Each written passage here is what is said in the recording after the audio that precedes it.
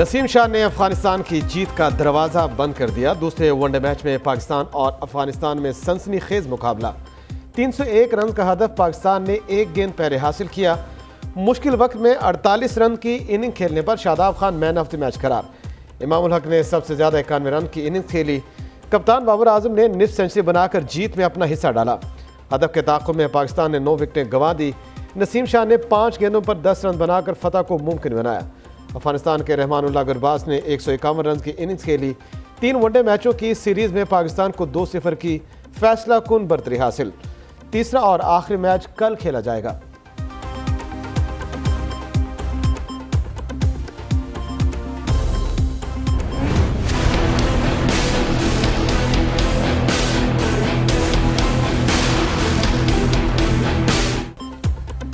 انتخابات کی تاریخ طے کرنے پر صدر اور الیکشن کمیشن میں تنازع۔ چیف الیکشن کمشنر کا انتخابات کی تاریخ کے لیے صدر سے ملنے سے انکار۔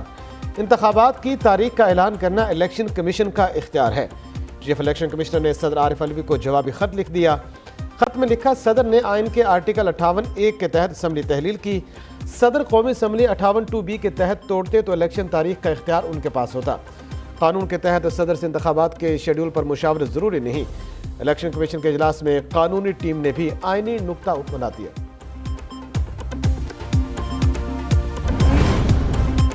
چیف الیکشن کمشنر کے جواب پر ایوان صدر کو قانونی نکات کی تلاش۔ ایوان صدر نے وزارت قانون اور انصاف کے سیکرٹری کو خط لکھ دیا۔ الیکشن کمیشن کے خط پر وزارت قانون اور انصاف سے رائے مانگی۔ ادھر الیکشن کمیشن نے عام انتخابات کے لیے سیاسی جماعتوں سے مشاورت کا آغاز کر دیا۔ الیکشن کمیشن کی حکام کی تحریک انصاف اور جے یو آئی کے وفود سے الگ الگ ملاقاتیں۔ 90 روز میں عام انتخابات کرانے، نئے حلقہ بندیوں، الیکشن کے صاف اور شفاف انعقاد پر تبادلہ خیال۔ مسلم لیگ نون کا وفد جمعہ کے روز ملاقات کرے گا۔ سینیٹر علی ظفر نے ملاقات کو خوش آئند قرار دے دیا۔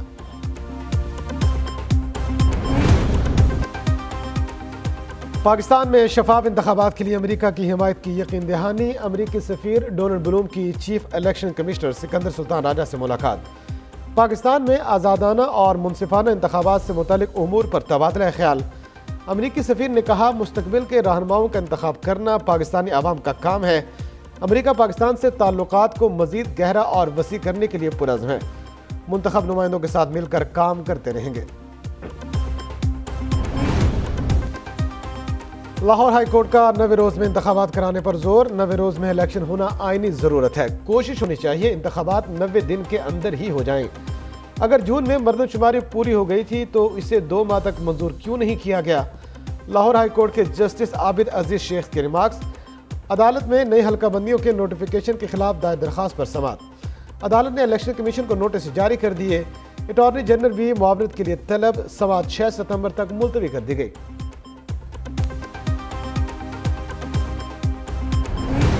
یہ محدود وقت ہے ہمارے پاس، ہمارا صرف کام یہاں پر الیکشن پروسیس کو اسسٹ کرنے کا ہے، اس سے زیادہ کا ہمارا کوئی مینڈیٹ نہیں ہے۔ کچھ لوگ سمجھتے ہیں مینڈیٹ سے تجاوز کر رہا ہوں، یہ ہمارا گھر ہے، ہم کہیں نہیں جا رہے۔ کسی کو بھی کوئی غلط فہمی ہے تو دور کر لے۔ نگران وزیر اعظم کا تقریب سے خطاب۔ مزید کہا، چائلڈ لفٹ سے بچوں کو بچا کر ملک کے مستقبل کو بچایا۔ دنیا دیکھ رہی تھی ہم چیلنج کا کس طرح مقابلہ کر رہے ہیں۔ آپریشن میں تھوڑی سی کمی آ جاتی تو بہت بڑا نقصان ہو جاتا۔ ریسکیو آپریشن میں کسی ایک کا نہیں، سب کا کریڈٹ تھا۔ وزیر اعظم ہاؤس میں ریسکیو آپریشن میں حصہ لینے والوں کے لیے تعریفی اسناد دینے کی تقریب۔ انوار اللہ کاکڑ نے ایس ایس جی کمانڈوز اور مقامی افراد کو اسناد دی۔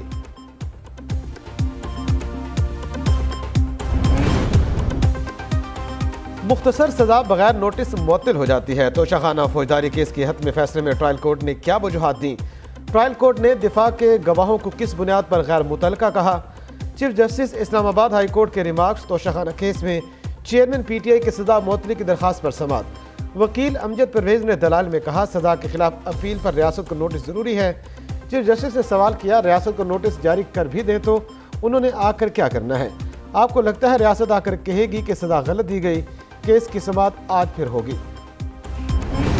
توشہ خانہ کیس کو اسلام آباد ہائی کورٹ دیکھ رہی ہے، ممکن ہے وہ ریلیف دے دے۔ چیف جسٹس پاکستان کے ریمارکس۔ سپریم کورٹ میں توشہ خانہ کیس کے فیصلے کے خلاف چیئرمین پی ٹی آئی کی درخواست پر سماعت۔ جسٹس جمال خان مندوخیر نے پوچھا کہ آپ نے ہائی کورٹ کے سامنے اعتراضات اٹھائے ہیں، वकील लतीफ खोसा ने जवाब दिया, जी बिल्कुल, हाई कोर्ट के सामने तमाम हकायक रखे हैं। चीफ जस्टिस ने रिमार्क दिए, पहले आपको कोई सुन नहीं रहा था और अब सुन रहे हैं। अदालत ने पीटीआई चेयरमैन की जेल में हालत से मुतालिक रिपोर्ट तलब कर ली। समाअत गैर मुअय्यना मुद्दत तक मुलतवी।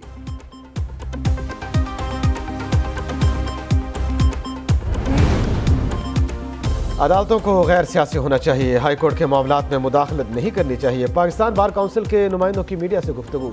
हसन रजा पाशा ने कहा, सुप्रीम कोर्ट ने तमाम तरीक़ाकार को नज़रअंदाज करके केस समाअत के लिए मुकर्रर किया। सुप्रीम कोर्ट के रिमार्क से लगता है जैसे केस का फैसला हो गया। ऐसा लग रहा है हाई कोर्ट के इख्तियारात में मुदाखलत की जा रही है। किसी को डायरेक्ट फेवर देना मनसब के खिलाफ है। हारून रशीद ने कहा, सुप्रीम कोर्ट को कोई गैर मुतल्लका ऑब्जर्वेशन नहीं देनी चाहिए।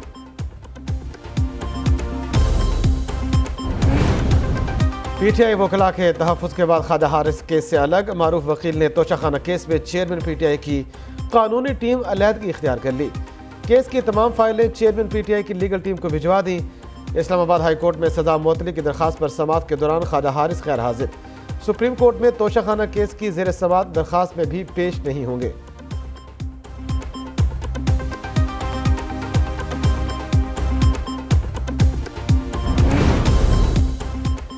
चेयरमैन पीटीआई पर मुश्किलात के मजीद बादल गहरे। इंसदाद दहशतगर्दी अदालत ने पुलिस को 9 मई के वाक़यात में शामिल तफ्तीश करने की इजाज़त दे दी। पुलिस अस्की टावर हमला केस, थाना शादमान को आग लगाने, बॉर्डर टाउन में नून लीग का ऑफिस जलाने के मुकदमात की तफ्तीश करेगी। जिना हाउस लाहौर हमला केस में भी चेयरमैन पीटीआई को शामिल तफ्तीश करने का फैसला। पुलिस टीम अटक जेल में पूछताछ करेगी। उधर लाहौर हाई कोर्ट में चेयरमैन पीटीआई की जमानतें खारिज करने के खिलाफ दरखास्तों पर रजिस्ट्रार ऑफिस का एतराज़ बरकरार। वकील ने दरखास्त वापस ले ली।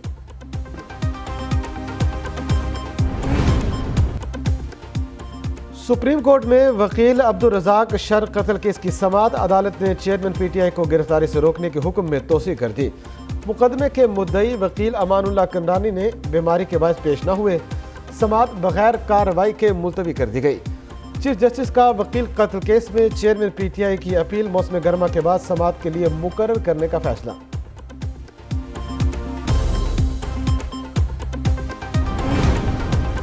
लंदन में मुस्लिम लीग नून के बड़ों की मुलाकातों का पहला मरहला मुकम्मल। नवाज शरीफ की शहबाज शरीफ और दीगर पार्टी रहनुमाओं से वतन वापसी पर मुशावरत। नवाज शरीफ की तरफ से आइंदा माह वतन वापसी की तारीख नहीं दी गई। कानूनी मुश्किलात, इंतखाबात में मुतवक्के तारीख के इम्कान पर वापसी का प्रोग्राम फाइनल न किया जा सका। लंदन में मुस्लिम लीग नून की बड़ी बैठक आज फिर लगेगी। दीगर मरकजी रहनुमाओं को भी लंदन बुलाए जाने का इम्कान।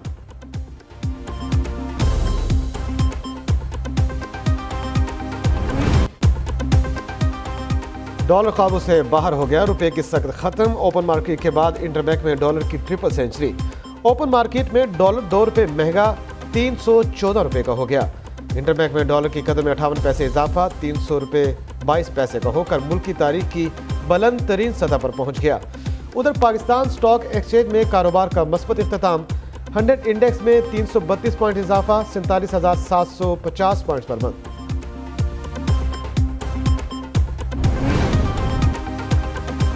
पाकिस्तान और भारत का नाज़मुल उमूर बदलने का फैसला। सईद अहमद वड़ाइश नई दिल्ली में एजाज अहमद खान की जगह पर पाकिस्तानी हाई कमिश्नर का चार्ज संभालेंगे।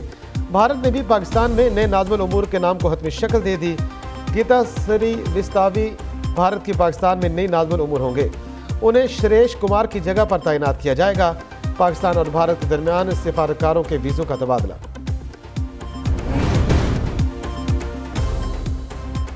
और एमक्यूएम का लापता रुकन 6 साल बाद वतन वापस लौट आया। मुतहिदा कारकुन की सिंध हाई कोर्ट में पेशी।